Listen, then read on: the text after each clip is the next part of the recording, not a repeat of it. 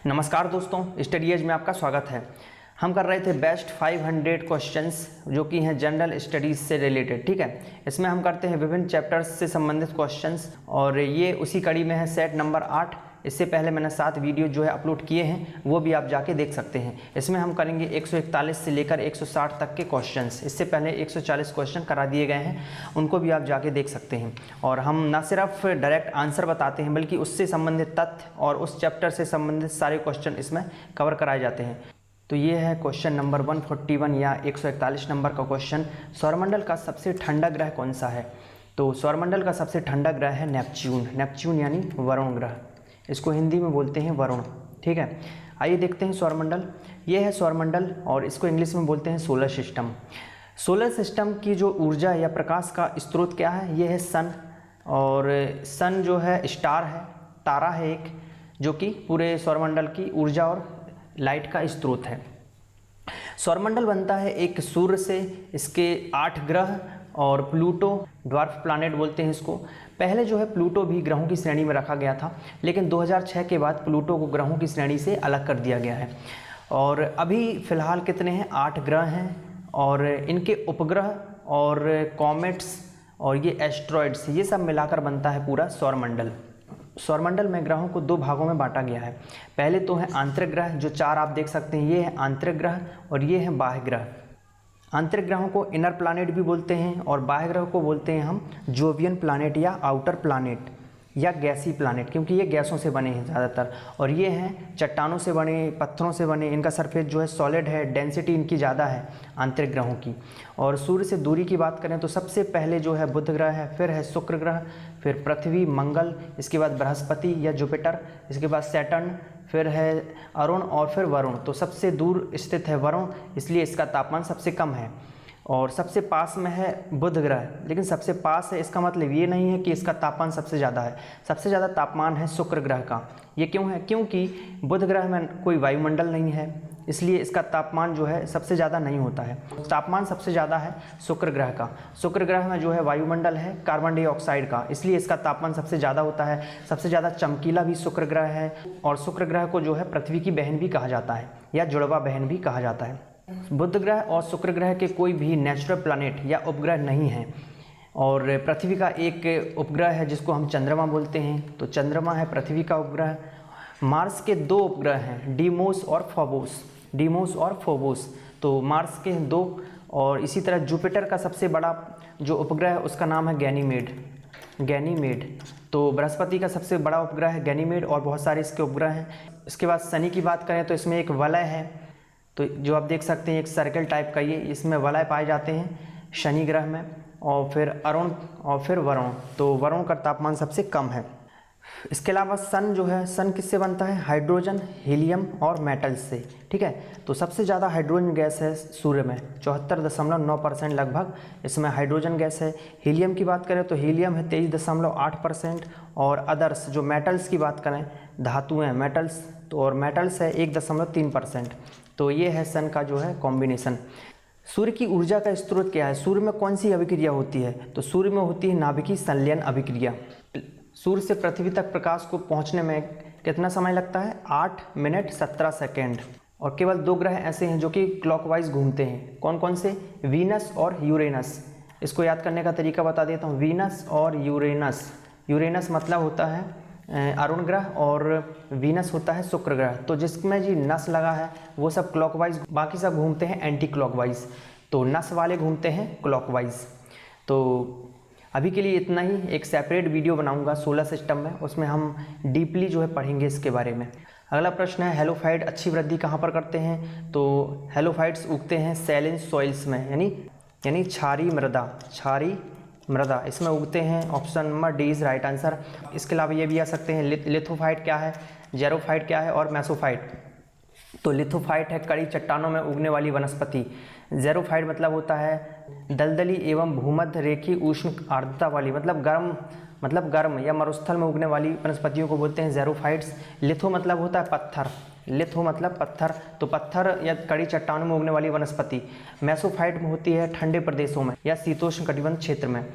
अगला प्रश्न है, मध्य प्रदेश का गठन कब हुआ था? मध्य प्रदेश का गठन हुआ था 1 नवंबर 1956 को।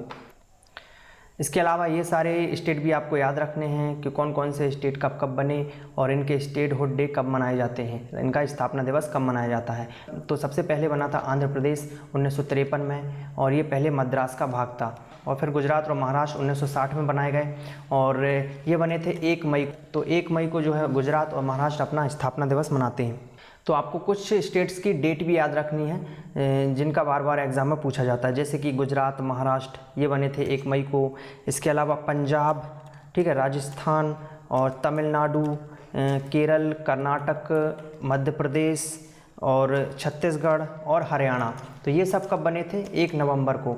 तो इनका आप एक साथ याद रख सकते हैं। 1 नवंबर को कौन कौन से राज्य अपने स्थापना दिवस मनाते हैं? तो वो हैं पंजाब, राजस्थान, तमिलनाडु, केरल, कर्नाटक, मध्य प्रदेश, छत्तीसगढ़, हरियाणा। इनको एक साथ आप लिख लें और इसको बार बार प्रैक्टिस करें और इसको याद कर लें, ताकि कोई भी क्वेश्चन यदि आता है तो आप कर पाएँ। तो 1 नवंबर को मनाते हैं ये सारे, और 1 मई को मनाते हैं अपना राज्य स्थापना दिवस गुजरात और महाराष्ट्र। इसके अलावा आप याद रख सकते हैं ये 2000 वाले, जो छत्तीसगढ़ बना था 2000 को, किस राज्य से अलग होकर? मध्य प्रदेश से अलग होकर। झारखंड बना था बिहार से, बिहार का पार्ट था पहले झारखंड, ये भी 2000 को बनाया गया। और उत्तराखंड भी बनाया गया था 2000 को, और ये उत्तर प्रदेश का भाग था। इसके अलावा गोवा बनाया गया था 1987 को, ये पहले केंद्र शासित प्रदेश था, और गोवा को जो है पुर्तगालियों से आज़ाद कराया गया। और अरुणाचल प्रदेश बनाया गया था 1987, मिजोरम बना था 1987 में, और सिक्किम बना था 1975 में। तो ये सारे स्टेट्स के स्थापना दिवस आपको याद रखने हैं। इसके अलावा आप ये भी याद रख सकते हैं, जैसे कि गोवा जो है किसके अधीन था? ये था पहले पुर्तगालियों के अधीन, और इसको 1961 में आज़ाद कराया गया।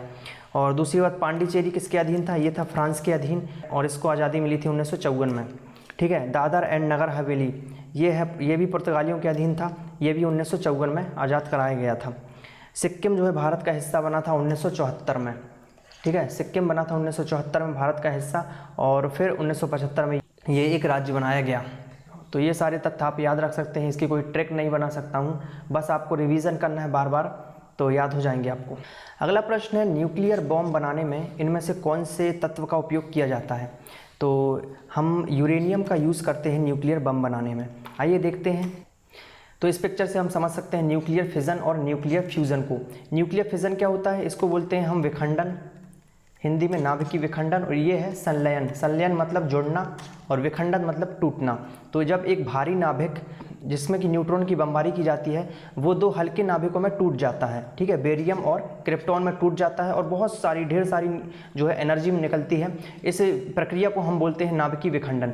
और संलयन क्या होता है? संलयन मतलब जुड़ना। जब 2 हल्के नाभिक, ये हैं हाइड्रोजन के समस्थानिक या आइसोटोप्स, ड्यूटेरियम और ट्रिटियम, तो इन 2 हल्के नाभिकों को जब आपस में जोड़ा जाता है, ठीक है, तो ये संलयित हो जाते हैं और एक भारी नाभिक बनाते हैं। तो भारी नाभिक ये बनता है हीलियम का, और बहुत सारी जो है एनर्जी निकलती है। इसको हम बोलते हैं संलयन क्रिया। आप इस चित्र में देख सकते हैं, जब यूरेनियम 235 के ऊपर जो है न्यूट्रॉन की बमबारी की जाती है, तो यूरेनियम 235 जो है न्यूट्रॉन्स को अवशोषित कर लेता है, एब्जॉर्ब कर लेता है, और फिर यूरेनियम 236 में कन्वर्ट हो जाता है। यूरेनियम 236 जो है अनस्टेबल होता है, और वो बेरियम और क्रिप्टॉन में टूट जाता है, ये 2 हल्के नाभिकों में टूट जाता है, और फिर 3 न्यूट्रॉन्स निकलते हैं। इसके साथ बहुत सारी एनर्जी निकलती है। तो ये चेन जो है आगे चलती रहती है, और इस रिएक्शन को हम बोलते हैं नाभिकीय विखंडन। और नाभिकीय विखंडन का यूज़ करके हम बनाते हैं परमाणु बम। इसके अलावा नाभिकीय रिएक्टर में भी इसका उपयोग किया जाता है। ठीक है, नाभिकीय रिएक्टर में विद्युत बनाने में इसका प्रयोग किया जाता है। और नाभिकीय संलयन का उपयोग किया जाता है हाइड्रोजन बम बनाने में, हाइड्रोजन बम। ठीक है, और ये वाली ज़्यादा खतरनाक है, हाइड्रोजन बम जो है परमाणु बम से ज़्यादा खतरनाक है। और जो सन है उसकी ऊर्जा का स्रोत भी नाभिकीय संलयन प्रक्रिया है। तो नाभिकीय संलयन क्रिया होती है सन में और हाइड्रोजन बम में। भारत में सबसे लंबी तटरेखा वाला राज्य कौन सा है? कोस्ट लाइन मतलब तटरेखा। तो सबसे लंबी तटरेखा है गुजरात की। इस मैप में आप देख सकते हैं कौन कौन से राज्यों की सीमा जो है कोस्ट लाइन या तटरेखा बनाती है। तो इंडिया के टोटल 9 राज्य ऐसे हैं जो कि समुद्र के किनारे हैं। ये है गुजरात, फिर महाराष्ट्र, गोवा, कर्नाटक, केरल, तमिलनाडु, आंध्र प्रदेश, उड़ीसा और फिर वेस्ट बंगाल। तो कितने राज्य टोटल हैं? 9। ये पूछा जा सकता है कितने राज्य जो हैं तटरेखा बनाते हैं, तो आपका आंसर होगा 9। ठीक है, यदि मैं बात करूं तटरेखा की टोटल लंबाई कितनी है, तो तटरेखा की लंबाई टोटल है 7516 किलोमीटर। ठीक है, 7,516 किलोमीटर। और सबसे लंबी तटरेखा बनाता है गुजरात, और फिर उसके बाद नंबर आता है आंध्र प्रदेश का। तो दूसरी सबसे बड़ी तटरेखा है आंध्र प्रदेश की, और सबसे बड़ी तटरेखा है गुजरात की। और सबसे छोटी तटरेखा बनाने वाला राज्य कौन सा है, तो वो है गोवा। ठीक है, ये देख सकते हैं आप, छोटा सा राज्य ये है गोवा। इनमें से कौन से सुल्तान ने मार्केट रिफॉर्म्स लागू किया या बाजार सुधार, तो ये किया था अलाउद्दीन खिलजी ने। और अलाउद्दीन खिलजी 1296 में दिल्ली का सुल्तान बना था, और खिलजी वंश का ये सुल्तान था। और खिलजी वंश का संस्थापक कौन था, ये था जलालुद्दीन खिलजी। इनमें से कौन सी रचना तुलसीदास की नहीं थी, संत तुलसीदास, ये इन्होंने गीतावली की रचना की थी, कवितावली की रचना की थी, विनय पत्रिका की भी रचना की थी। तो साहित्य रत्न, ठीक है, साहित्य रत्न जो है इन्होंने नहीं लिखा था। इसके अलावा तुलसीदास जी ने रामचरितमानस की रचना की थी, रामचरितमानस। और रामायण की रचना किसने की थी, तो रामायण की रचना की थी वाल्मीकि ने, वाल्मीकि रामायण। शिवाजी के शासनकाल में फॉरेन मिनिस्टर को क्या कहा जाता था, ठीक है, विदेश मंत्री या फॉरेन मिनिस्टर को उस समय क्या कहा जाता था। और शिवाजी कौन थे, शिवाजी ने मराठा साम्राज्य की स्थापना की थी, और शिवाजी के मंत्रिमंडल को अष्टप्रधान के नाम से जाना जाता था। और अष्टप्रधान कौन थे, ये थे, ठीक है, मैंने ये सारे लिख दिए हैं ताकि इनमें से कोई भी क्वेश्चन आता है तो आप कर पाएँ। तो प्राइम मिनिस्टर को कहा जाता था पेशवा, फाइनेंस मिनिस्टर ये था अमात्य या फिर मजूमदार, सेक्रेटरी को सचिव बोलते थे, इंटीरियर मिनिस्टर ये था वाकिया नवीस, कमांडर इन चीफ यानी सेनापति, और फॉरेन मिनिस्टर जो कि ये पूछा गया हमारे क्वेश्चन में ये था सुमंत। ठीक है, option number A, foreign minister या विदेश मंत्री था सुमंत। और चीफ जस्टिस बोलते थे न्यायाधीश को, और हाई प्रीस्ट मतलब पंडित राव। आप एक बार पढ़ेंगे तो आप रिलेट कर पाएंगे, आप हिंदी में नाम ही लिखे हैं और कुछ ज़्यादा कठिन नहीं है। ठीक है, प्राइम मिनिस्टर पेशवा आपने सुना होगा पिक्चर वगैरह में, फाइनेंस मिनिस्टर अमात्य भी सुना हुआ लग रहा है, सीरियल्स में आपने सुना होगा, सेक्रेटरी सचिव, और इंटीरियर मिनिस्टर वाकिया नवीस, कमांडर इन चीफ ये भी आपको पता है सेनापति, फॉरेन मिनिस्टर इसको बोलते थे सुमंत, और चीफ जस्टिस मतलब न्यायाधीश ये तो पता ही है पंडित राव, हाई प्रीस्ट। इनमें से कौन से मुगल सम्राट ने शिक्षा संबंधी सुधार किए थे, ये किया था अकबर ने। तो और इसके अलावा जहांगीर के शासनकाल को बोलते हैं हम चित्रकला का स्वर्ण युग, और शाहजहां के काल को बोलते हैं स्थापत्य कला का स्वर्ण युग, स्थापत्य कला। क्वेश्चन नंबर 151, माउंट बेटन योजना इसकी ऑफिशियल घोषणा कब हुई थी, इसकी घोषणा हुई थी 3 जून 1947 को। ऑल इंडिया मुस्लिम लीग की स्थापना कब हुई थी, मुस्लिम लीग की स्थापना हुई थी 1906 में, और ये हुई थी ढाका में। अगला प्रश्न है चिल्का झील, चिल्का लेक जो कि इंडिया की सबसे बड़ी खारे पानी की झील है, ये कहाँ पर है, ये है उड़ीसा राज्य में। अगला प्रश्न, भारत और पाकिस्तान का जो युद्ध हुआ था उसके बाद बांग्लादेश जो है स्वतंत्र राष्ट्र के रूप में स्थापित किया गया, तो ये इंडिया और पाकिस्तान का युद्ध कब हुआ था, ये हुआ था दिसंबर 1971 में। अगला प्रश्न, भारत सरकार ने 14 निजी बैंकों का, ठीक है, 14 बड़े निजी बैंकों का राष्ट्रीयकरण कब किया, ये किया था 1969 में। सबसे पहले 14 बैंकों का 1969 में राष्ट्रीयकरण किया गया, इसके बाद 6 बैंकों का जो है 1980 में राष्ट्रीयकरण किया गया। Tropic of Cancer passes through, कर्क रेखा कहाँ से गुजरती है, ट्रॉपिक ऑफ कैंसर को बोलते हैं हम हिंदी में कर्क रेखा। तो कर्क रेखा भारत के किन राज्यों से होकर गुजरती है, तो मध्य प्रदेश, त्रिपुरा और मिजोरम, इन सभी राज्यों से होकर गुजरती है। तो हमारा आंसर है ऑल ऑफ दीज। इसमें अपने आप देख सकते हैं कौन कौन से राज्यों से कर्क रेखा गुजरती है, और ये मैंने लिख दिए हैं वो सारे राज्य जिनसे कर्क रेखा गुजरती है। तो आप एक नज़र में सारे याद करें, वीडियो को यहीं पॉज करें, उनको याद कर लें। ठीक है, याद करने के लिए आप क्या करेंगे, इस मैप को देखेंगे, आपको कोई भी ट्रिक नहीं बनानी है क्योंकि ट्रिक तो आप भूल जाएंगे, आपको सिर्फ इस मैप को देखना है और आपको याद हो जाएंगे। तो ये आप देख सकते हैं यहाँ से निकलती कर्क रेखा गुजरात से होते हुए फिर गुजरात से होती है फिर राजस्थान, और राजस्थान का कुछ हिस्सा जो यहाँ से मिलता है, और फिर मध्य प्रदेश, और फिर आगे जाएंगे तो छत्तीसगढ़, ये यहाँ से फिर झारखंड, वेस्ट बंगाल, और फिर यहाँ त्रिपुरा और मिजोरम। ठीक है, तो ये आप ये कर्क रेखा देख सकते हैं कौन कौन से राज्यों से होकर गुजर रही है। सिर्फ इसको आप 1-2 बार देखें, आपको चीज़ें याद हो जाएंगी। और इसके लिए आपको इंडिया का मैप भी रटा हुआ होना चाहिए, और कोई भी यदि आप ट्रिक बनाएंगे तो आप एग्ज़ाम में जो है प्रेशर की वजह से भूल जाएंगे। तो आप ट्रिक याद करने की बजाय आप मैप में उसको देखें और बार बार रिवीजन करें, तो आपके लिए वो बेस्ट होगा, ना कि आप ट्रिक बना लें कोई भी और उसको याद करें। क्योंकि आप एग्ज़ाम में इतना प्रेशर होता है कि आप 30 सेकेंड में आपको क्वेश्चन करना है, और आप यदि कोई ट्रिक बनाते हैं और फिर इसको पहले तो कोड करते हैं, ठीक है, फिर इसको डीकोड करते हैं, उसी में आपका 5 मिनट वेस्ट हो जाएगा। तो जो क्वेश्चन आपको 30 सेकंड में करना है वो आप 5 मिनट में कर पाओगे, तो आगे आने वाले 5-10 क्वेश्चन आप छोड़ देंगे। इसलिए कोई भी ट्रिक या कोई शॉर्टकट बनाने की बजाय आप चीज़ों को मैप में देखें, उनको रिवीजन करें बार बार, तो आपको ज़्यादा फायदा होगा, ठीक है। तो गुजरात, राजस्थान, मध्य प्रदेश, छत्तीसगढ़, झारखंड, वेस्ट बंगाल, त्रिपुरा और मिजोरम, ठीक है, 8 राज्यों से कर्क रेखा गुजरती है। जब भारतीय जनता पार्टी का गठन हुआ उस समय प्रेसिडेंट कौन थे, ठीक है, फर्स्ट प्रेसिडेंट की बात कर रहे हैं।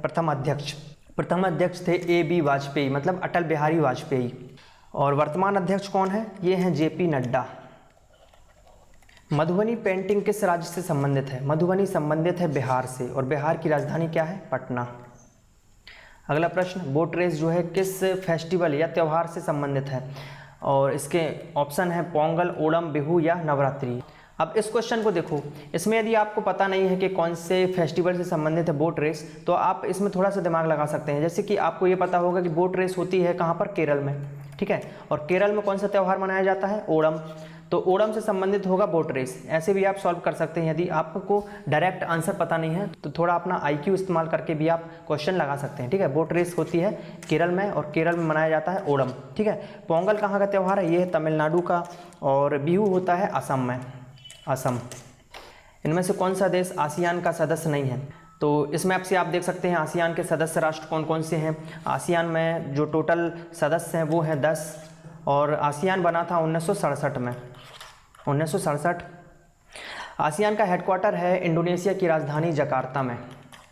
और इसमें आप देख सकते हैं कौन कौन से राष्ट्र जो हैं इसके मेंबर हैं, तो ये है म्यांमार भी इसका मेंबर है, Thailand, Cambodia, Singapore, Indonesia, Malaysia, Vietnam, Laos, Philippines और ब्रुनेई। तो आप ऑप्शन में देखेंगे तो वियतनाम था, थाईलैंड भी था और इंडोनेशिया भी था। साउथ कोरिया इसका मेंबर नहीं है, तो अपना आंसर बन जाएगा C। इसमें आपको आप देख सकते हैं 10 जो हैं इसके आसियान संगठन के सदस्य हैं। तो ये था सेट नंबर 8। अब अगला जो वीडियो आएगा उसमें हम करेंगे सेट नंबर 9। उसमें हम कवर कराएंगे 161 से लेके 180 तक के क्वेश्चन, जो कि विभिन्न चैप्टर्स और विभिन्न एग्जाम में आए हुए महत्वपूर्ण क्वेश्चन होंगे, तो उसको ज़रूर देखें। आई होप ये लेक्चर आपने एंजॉय किया होगा, और यदि आपको ये लेक्चर पसंद आया है तो ज़्यादा से ज़्यादा शेयर करें और इस वीडियो को लाइक करें, और अभी तक चैनल सब्सक्राइब नहीं किया है तो कर लें और बेल आइकन को भी दबा लें, ताकि अगले वीडियो की नोटिफिकेशन आपको मिल जाए। Thank you.